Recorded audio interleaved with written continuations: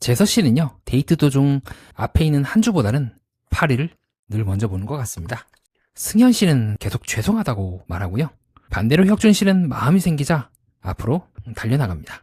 어쩌면 이들은요, 각자 마음은 있지만 그 마음을 상대에게 배려하면서 보여주는 중간 단계가 비어있는 건 아닐까요? 자, 이번 시간에는 1화를 총정리하면서 이들의 빈칸을 하나씩 찾아보도록 하겠습니다. 자, 모태연애 2 1화 저와 함께 시간 순서대로 보면서 미세한 행동을 바탕으로 출연진들의 심리를 한번 들여다보겠습니다.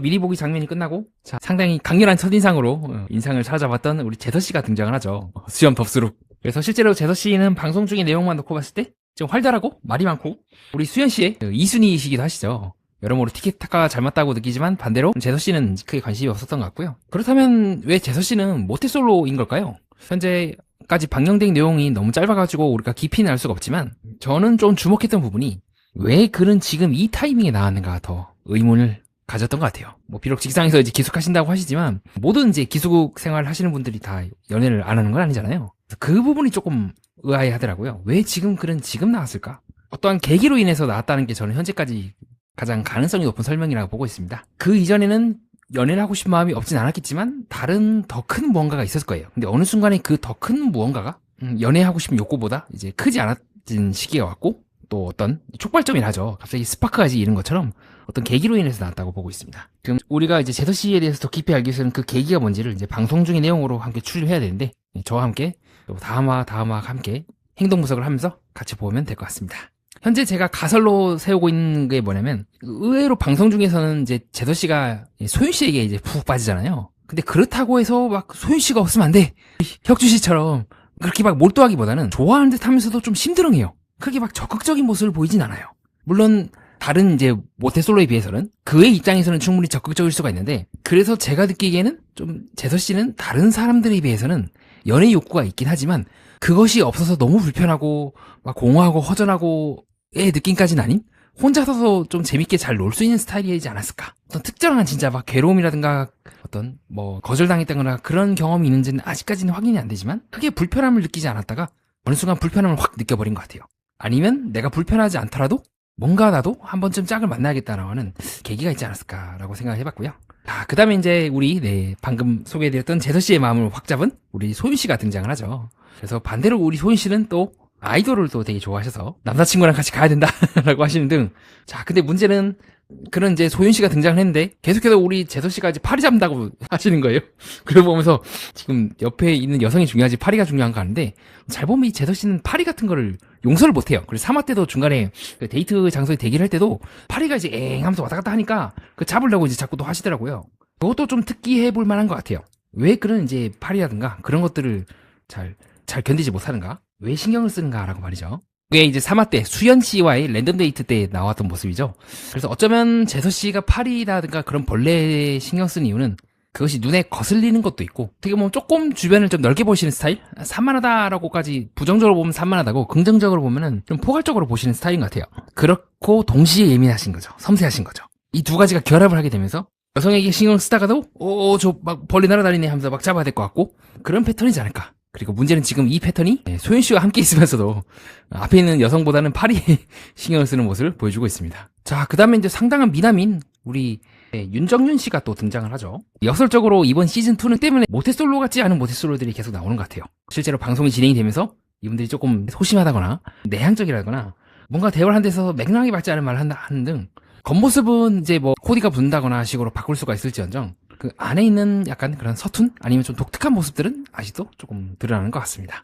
그게 이제 시즌 1과 2의 차이라고 보고 있고요. 그리고 이후에 정윤 씨는 이제 자신이 약간은 이제 다한증이 있다고 말씀하시죠. 다만 저는 다한증이 그가 연애라든가 관계에 있어서 원인이라고는 생각하지 않습니다. 그렇다고 해서 거의 다한증을 폄하하는 건 아니에요. 하지만 어떻게 보면 다한증은 정확하게 말하면 원인이면서 증상일 것 같아요.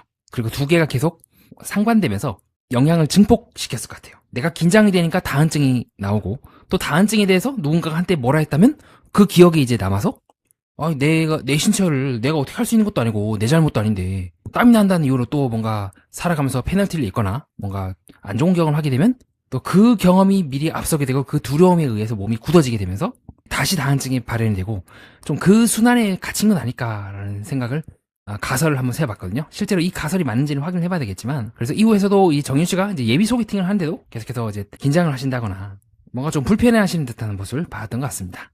어떻게 보면 정윤 씨에 대해서 왜 그가 모토의 솔로인지에 대해서 함부로 말하기는 어렵지만, 또한 저는 정윤 씨의 다한증이 순수하게 심리적인 문제다라고 그의 탓을 하고 싶지도 않습니다. 분명 의학적이고 신체적인 부분도 있다고 생각을 합니다. 제가 함부로 말하기는 어렵지만요. 다만 본인이 그 증상을 의식하는 듯한 모습이 보이고 어쩌면 관계에서 그 긴장이 증폭될 수 있다는 정도 말씀드리고자 합니다. 그는 단순히 타인이 나를 안 좋게 보면 어떡하지? 내가 땀이 흘리는 건 어떡하지? 라는 부분도 충분히 그가 약간 대인관계에 있어서 좀 어려움을 겪는 이유일 수도 있지만, 더 근원적으로는요, 타인이 나를 어떻게 보는지 모르겠다가 더 클 수도 있지 않을까요? 타인이 나를 안 좋게 본다면 그 안 좋음에서 시작하면 될 것 같습니다. 근데 제가 현재까지 보고 있는 정윤 씨는 타인이 나를 보고 있는 그 시선 자체가 알 수 없음에 더 가까운 느낌이었어요. 실제로도 그는 그 방송사에서 이제 주선해준 짧은 소개팅을 여러 번 하지만 어떤 여성들에서 뭔가 대화하는 거나 묻는다거나 그런 것이 아니라 그냥 고요하게 가만히 계시거든요. 만약에 이 사람이 나를 안 좋게 볼 수 있다는 생각이 든다면 피하려고 했을 것 같아요. 회피 반응이 더 큰데, 지금 정윤 씨는 이 사람이 나에 대해서 어떻게 느끼는 거에 대해서 자체도 감이 안 온다는 기분? 그가 자기만의 세계에 빠져있다기보다는요, 어쩌면 내가 상대방을 지금 안 보고 있는 것처럼 상대방들 또한 나를 안 보고 있는 건 아닐까라는 생각이 들었기 때문에 이러지 않을까 하는 생각을 해봤던 것 같아요.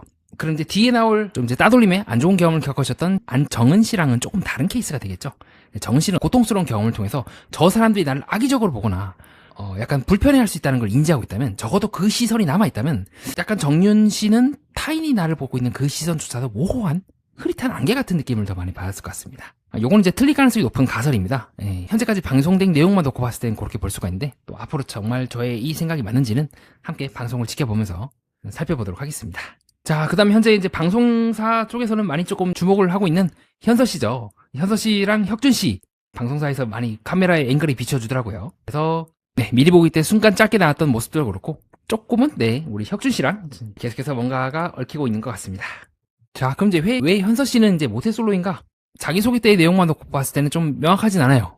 그냥 본인 스스로 오타쿠다, 애니를 좋아한다, 약간 일본 만화를 좋아한다까지 알고 있는데, 그렇다면 그게 원인이라고 볼 수 있을까요? 아니면 또 다른 무언가가 있기 때문에 그녀가 뭐 오타쿠고 애니를 좋아한다고 볼 수가 있을까요?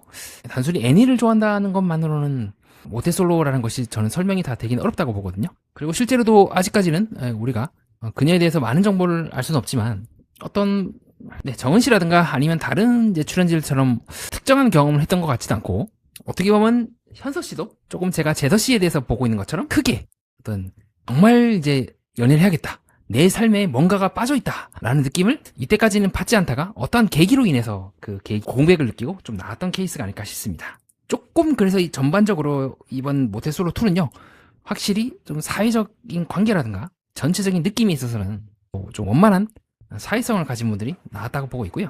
다만 이분들은 아직 연애를 이제 본격적으로 사귀었다 라는 경험을 하지 않았던 거라고 보고 있습니다. 자, 그 다음에 약간 이제 강렬한 발언으로 지금 많은 대중들의 주목을 받고 있는 한주 씨가 나오죠.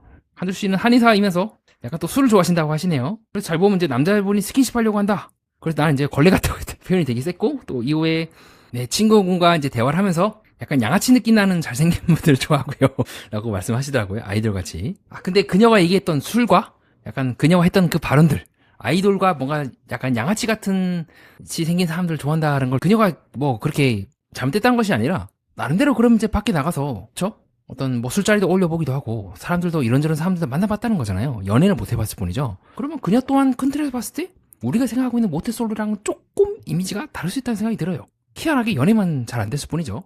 그럼 이제 왜 그녀는 연애를 이때까지 못 해왔는가? 현재 제가 1화, 2화, 3화 이렇게 쭉 보면서 느낀 바가 있다면, 어쩌면 생각보다 그녀는 뭔가에 구애받고 싶지 않다는 느낌을 좀 받았던 것 같아요.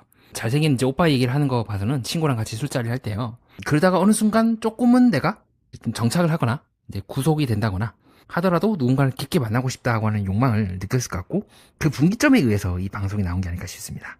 그렇다면 지금 이 시점에 나온다는 게 조금은 의아하긴 해요. 그냥 모태솔로가 아니라는 게 아니라 어떤 이유로 본인이 이때까지 살았던 삶을 포기하고 이제 다른 삶으로 넘어가고 싶은지, 그 분기점이 약간은 앞에서 소개해드렸던 다른 모쏠들이랑 좀 겹치는 것 같습니다. 그래서 현재까지 제가 느꼈던 바들은 진짜 연애가 못하고 소개팅도 하고 이것도 하고 저것도 해보고 다 해봤는데 계속 엎어진다기보다는 제서 씨도 그렇고요, 정윤 씨도 굳이? 소윤 씨도 굳이 내가 연애를 해야 될까? 하다가 이제 확 기울어 버린 거죠.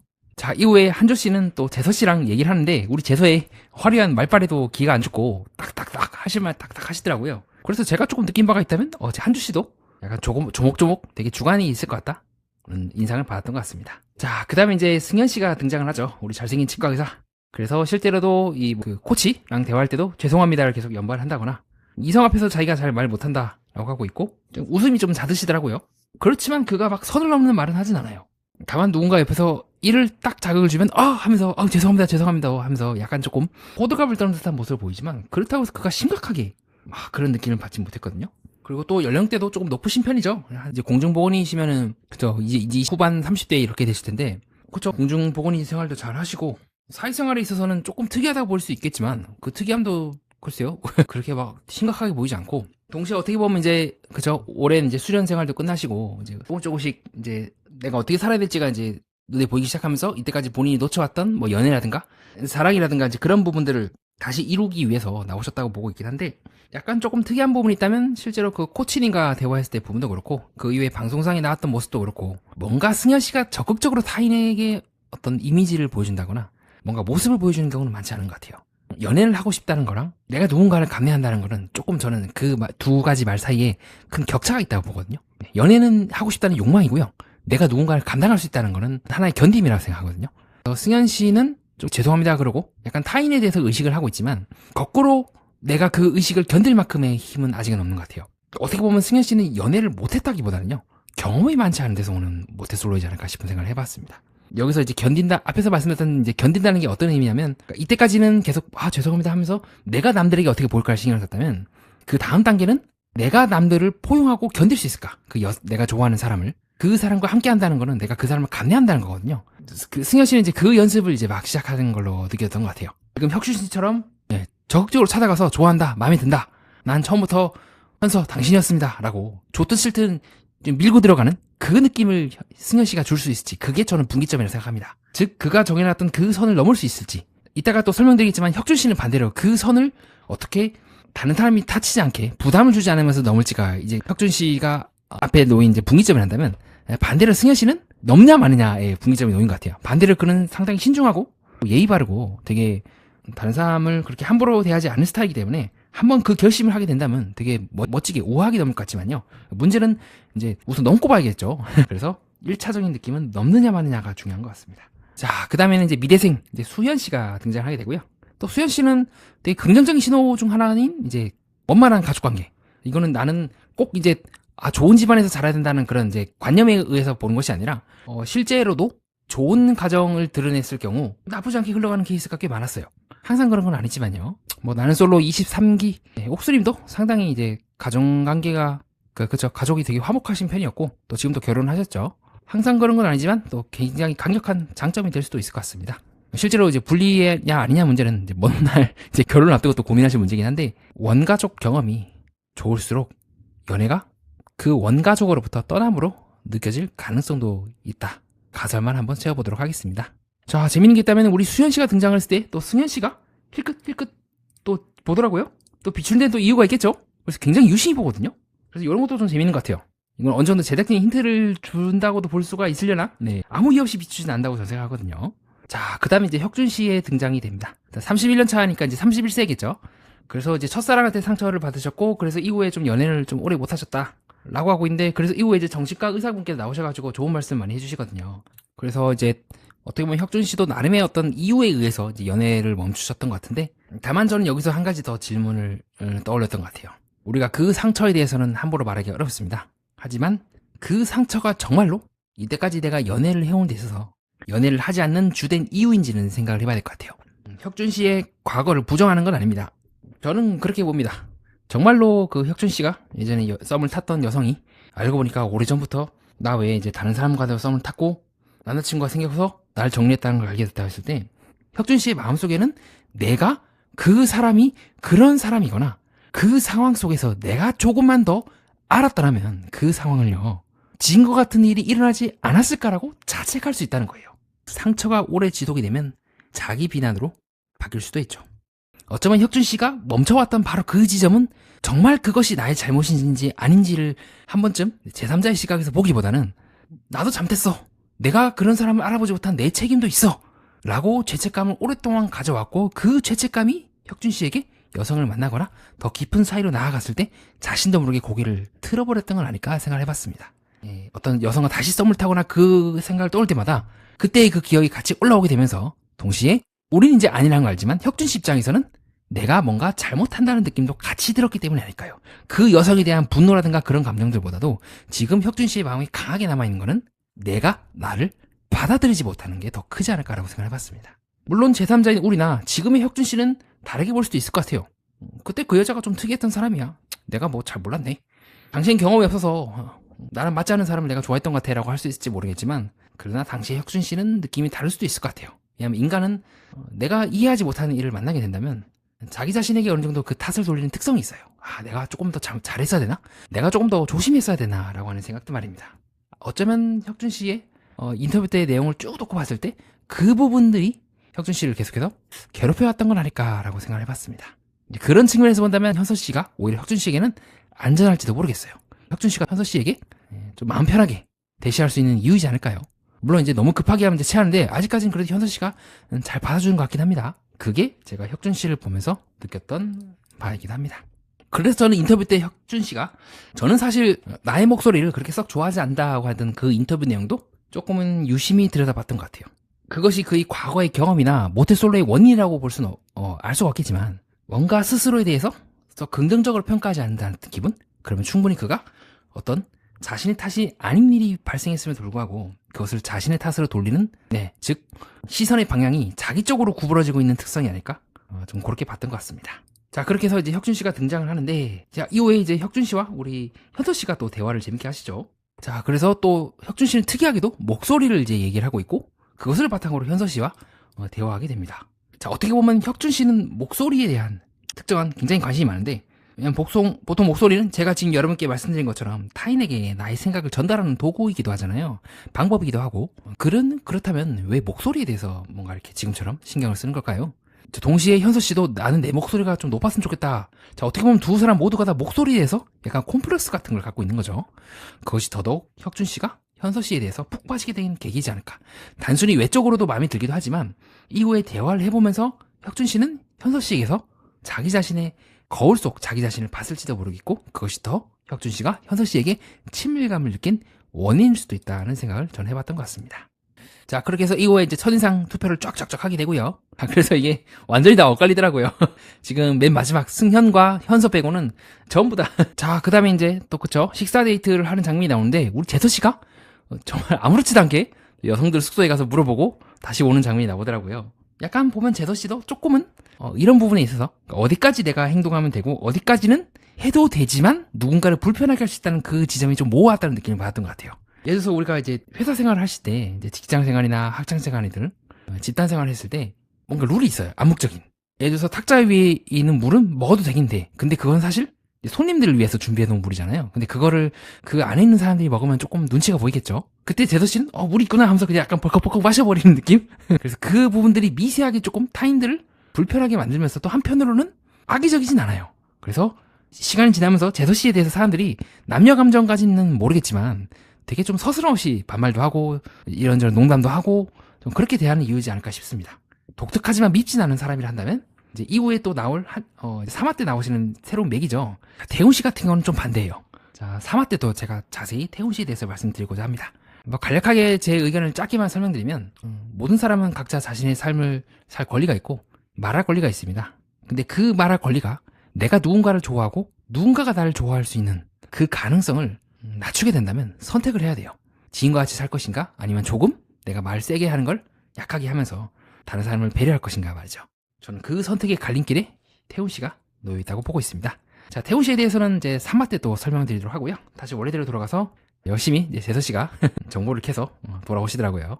자, 그렇게 해서 이제 서로 데이트가 당첨이 된 승현 씨랑 현서 씨가 같이 함께 하게 됩니다. 반대로 현서 씨의 인터뷰와는 다르게 승현 씨는 그냥 뭐 아무 생각이 없었다. 그래서 약간 저는 승현 씨가 그렇게 말씀드린 이유가 타인에 대해서 바라보는 것도 있지만 약간은 조금 그 생각이 안쪽으로 구부러져 있다는 생각을 해봤던 것 같아요. 막 죄송합니다, 죄송합니다 하는 부분도 그렇고, 이는 현서 씨의 사소한 행동 하나하나에도 큰 의미를 부여하고 있는 혁준 씨랑 조금 반대되기도 하죠. 자, 그렇게 해서 혁준 씨는 이제 현서 씨가 일식을 고를 줄 알았는데, 오늘 망했다. 이렇게 말씀하시고, 자, 그렇게 해서 이제 각자 데이트를 하게 됩니다. 문제는 우리 한주 씨랑 우리 재서 씨가 스피디하게 먹방을 다 찍어버리고, 그리고 한주 씨가 이제 중간에 묻거든요. 근데 이 재서 씨가 대답을 안 하니까 우리 한주 씨 표정이 되게 안 좋아지더라고요. 그래서 아직까지는 한주랑 재서는 조금은 남사친, 여사친, 친구 관계가 되지 않을까. 그래서 나름대로 한주 씨가 그래도 대화를 끌고 나가요. 재서님 이제 취미가 뭡니까? 라고 한다거나, 그리고 동시에 서로 맞지 않다는 게 은연중에 드러나요. 나는 이제 게임 별로 안 좋아한다. 한쪽은 게임을 만드는 사람이고 게임을 너무 좋아해서. 그래서 이후에 우리 재서 씨가 식사하시다 말고 난 파리 잡아야 됩니다 하면서 벌떡 일어나 보죠. 반지 빼가지고. 그러면서 한주 씨가 약간 황당하게 보시는데, 인터뷰 때 말씀하시긴 하세요. 어느 정도 눈치는 채신 것 같아요. 맥락을 이해 못해서 그냥 빼버린 건지라고 하는 등, 지금 이 사람이 그럴 수도 있겠구나. 플러스 한주 씨도 재서 씨도 밥은 맛있게 잘 먹었다라고 하면서 크게 한주 씨에게 관심이 없는 느낌? 동시에 저는 그렇게 생각합니다. 어쩌면 지금 이 재서 씨의 파리를 자꾸 잡는 습관이 맞아요. 불편해요. 그리고 한주 씨도 어쩌면 불편할 수도 있어요. 그렇지만 그게 정말일까요? 한주 씨에게 먼저 체크를 했나? 즉 재서 씨는 내가 뭔가 불편하다? 바로 행동으로 해야지. 이게 바로 연결이 돼요. 근데 보통 이제 내가 누군가와 다른 누군가와 함께 있을 때는 그 사이 하나 이제 전제 조건이 더 들어가거든요. 불편하다. 이 사람에게 내가 이 행동을 해도 괜찮을까? 그리고 하나 단계 더 있을 수도 있어요. 내가 정말 하고 싶다면 이 사람한테 살짝 물어볼까? 아니면 내가 물어보는 것 자체가 이 사람에게 부담이 될 수도 있지 않을까? 제가 예전 직장에서 많이 이제 겪었던 건데, 그냥 사람들이 말 안 하거나 그냥 헛기침만 하더라고요. 이건 하지 말라는 뜻이 가능성이 있겠죠. 비언어적인 이제 의사소통이니까. 그 단계를 이제 다 건너뛰고 파리가 있다. 나는 파리를 잡고 싶어. 잡아야지. 그 다음에 한주 씨는 이제 뒤로 밀려나 버린 거예요. 나 반지 뺄게요 라고 하면서 말이죠. 근데 사실 이 관계는 결국 함께 있는 게 목적이고, 두 사람 사이에 50대 50으로 가는 건데, 사람이 여러 명이면 이제 그만큼 n분의 1로 쪼개지고요. 약간 재서 씨는 그 단계가 조금 악은 없지만 너무 이제 점핑을 해버리는 거죠. 내가 이렇게 행동을 한다 했을 때 과연 내 이 행동을 다른 사람들도 그렇게 받아들일까 아닐까라는 부분이 있어서요. 그리고 이런 부분은 사실 나왔던 다른 그 출연진들도 비슷하게 계속 하고 있는 일들이기도 해요. 행동이 점핑이 일어나는 거죠. 혹은 상대방이 그럴 거라고 너무 빨리 점핑을 해버리거나, 그 사이가 그거를 이제 그 오해를 이제 서로 메꿔주는 게 소통이고 대화이고, 약간 눈치를 모를 수도 있고 배려일 수도 있는데, 그 윤활유가 이제 작아지면 작아질수록 이제 삐그덕 되면서 갈등이 일어날 가능성이 높다고 생각합니다. 그런 측면을 봤을 때 이후에 이제 한주 씨가 상대가 말이 없으면 나한테 애정이 없는 느낌이다라고 했을 때, 재서 씨가 그냥 그 말을 순간 그냥 끊어버리고, 이렇게 하면 오해할 수 있을 것 같긴 한데, 말이 많다고 꼭 상대방한테 애정이 있는 건 아니다. 저는 1차적으로 이 재서 씨가 그렇게 말씀하신 이유는 그냥 순수하게 그 말에 대해서 대답했다 생각해요. 마치 동료 프로그래머가 재서 씨 이거 이렇게 프로그램하면 됩니까? 라고 했을 때, 그냥 아니요, 그거 그렇게 하면 안 됩니다. 지금 중간에 코드가 뭔가 빠졌네요. 논리가 빠졌네요. 라고 툭 얘기해버린 것처럼 그냥 한주 씨의 그 말에 대해서 논리적으로 그냥 본인이 대답한 건데, 문제는 그것이 프로그래밍에는 결국 이제 비인간적인 걸 대상으로 서로 얘기를 하는 거니까 상대방 프로그래머도 기분이 안 나쁜 거예요. 왜냐면 같이 일을 하는 거니까요. 근데 지금 이 관계는 다르죠. 비인간적인 걸 다루는 게 아니라 인간적인 뭔가를 다루는 겁니다. 그 말이 약간 그 비유를 하자면 재서 씨 입장에서는 코드가 감정을 가질 수가 있다. 만약에 우리가 굉장히 인간적이고 논리만은 설명할 수 없는 코드를 만약에 우리가 만지게 된다면 재서 씨는 어떻게 대할 것인가? 코딩이나 논리나 객관성만으로는 설득이 되지 않는 그 부분이 있는 것 같아요. 그 앞에서 지금 약간 재서 씨가 계속 삐그덕댄 건 아닐까 싶기도 합니다. 문제는 그것이 재서 씨가 그토록 원하는 소윤 씨에게도 처음 만남 때 파리를 잡는다고 막 왔다 갔다 한다거나 그런 상황이지 않을까. 결국 반복되는 거죠. 나는 소윤만 챙기면 돼라고 생각할지 모르겠지만, 한주를 대하는 그 태도가 소윤에게도 옮겨갈 수 있다는 겁니다. 그래서 두 사람 데이트는 상당히 애매모호하게 하고 끝이던 것 같습니다. 자, 그 다음에는 우리 현서와 승현의 이제 데이트 장면이죠. 이때까지는 되게 잘 굴러갔던 것 같아요. 이럴 때만 해도. 근데 이제 후반부 가니까 또 그쵸? 약간 현서가 최혁준한테 좀 트는 것 같죠. 그리고 두 번째로 조금 약간 현서 씨 입장에서는 아쉬운 게, 승현 씨가 첫인상이 자기가 아니라는 게 또 신경이 쓰였을 것 같습니다. 그리고 또 두 번째, 승현 씨 말이 되게 빨리 바뀌죠. 새로운 이제 매기가 등장을 해서 예뻐 보였어요. 귀엽습니다. 또 등장하면 예뻐 보였어요. 귀엽습니다. 뒤집어 말하면 아직 승현은 자기의 가슴 깊은 곳을 땅 하고 깊게 칠 만큼 아직은 출연진들에게서 그런 인상을 받지 못했다고도 볼 수가 있지 않을까요? 그리고 역설적으로 이제 싱글벙글 그 유머를 던진다는 것 자체가 정작 현서에 대해서는 궁금해하기보다 그냥 그쵸? 매뉴얼대로만 했다고도 볼 수가 있을 것 같아요. 뭔가 혁준처럼 같이 공동사에서 얘기를 나누고, 그렇죠? 혁준과 현서가 뭐 애니 얘기하고 서바이벌 얘기하고 하면서 착착착 대화가 흘러가는 것과는 조금 다른 느낌이긴 하죠. 자, 그 다음에는 혁준과 우리 소윤의 데이트가 또 뒤에서 행해지고 있고, 소유는 되게 궁금해하긴 해요. 근데 누군가를 만나게 된다면 연락통 같은 거지 어떻게 할 거냐라고 하는 등, 네, 저는 소윤이 혁준에게 더 관심이 많았지만, 네, 혁준은 그렇게 네, 소윤 씨에게 관심 있는 것 같지는 않습니다. 몇 번 이제 대화를 놓쳤다라고 할 정도면 썩 그렇게 좋은 신호는 아니라고 보고 있습니다. 자, 그 다음에는 모쏠의 밤을 바로 진행을 해버리더라고요. 약간 좀 테마가 빠르긴 해요. 그리고 그게 저는 나쁘지 않다 생각합니다. 보통 막 질질 느리는 경향이 있는데 그런 경향도 그렇게 많지가 않고, 확실히 좀 연애 프로그램들이 모쏠 연애도 그렇고 다른 연애 프로그램도 그렇고 좀 진일보하는 느낌이 들어요. 약간 이제 버전 2로 넘어간다 할까나? 자, 그렇게 해서 이제 모쏠의 밤이 진행이 되고요. 그래서 혁준 씨가 또 그걸 이제 재빨리 자기 걸 주죠. 우리 승현 씨가 이제 버벅거리는 사이에. 그리고 정윤 씨랑 또 소윤 씨랑 살짝 대화하는 모습도 볼 수가 있고, 자, 그리고 수현 씨는 또 우리 승현 씨를 보면서 카라를 이제 추어 올리면서 나한테 줬으면 좋겠다라고 좀 기대를 하는 모습을 우리가 확인할 수가 있죠. 자, 하지만 아쉽게도 승현 씨는 이제 현서 씨를 선택을 하게 되고, 그렇게 해서 계속해서 사람들이 이제 이런저런 이야기를 하면서 친밀해지게 됩니다. 자, 그러다가 이제 매기남과 매기녀가 각각 한 명씩 등장하면서 1화가 끝이 납니다. 자, 이상 그렇게 해서 저와 함께 1화를 시간 순서대로 깊게 들여다보는 시간을 가졌습니다. 이만 정리하며 이야기를 마치도록 하겠습니다. 철새들이 먼 곳으로 날아갈 때는 목적지만 바라보지는 않는다고 합니다. 옆에서 날고 있는 새와의 간격을 계속 조금씩 조정하며 날아가죠. 한 마리만 목적지만 본 나머지 갑자기 방향을 바꾸거나 속도를 높이면 옆의 새와 부딪힐 수 있기 때문입니다. 저는 인간관계도 비슷하다고 봅니다. 내 마음이 어디로 향하는지도 중요하지만 그 마음이 움직일 때 옆에 있는 사람이 어느 정도의 속도로 따라오고 있는지도 함께 봐야 하지 않을까요? 연애에서의 서툼은 어쩌면 사랑하는 마음이 부족해서가 아니라 나의 속도와 상대의 속도 사이의 간격을 조절해보지 못했기 때문에 생기는 것일지도 모르겠습니다. 이상 연애 프로그램과 인간의 마음 그리고 세계의 또 다른 면을 구조로 풀어보고자 하는 채널 매니아와 여러분은 뜻깊은 시간을 보냈습니다.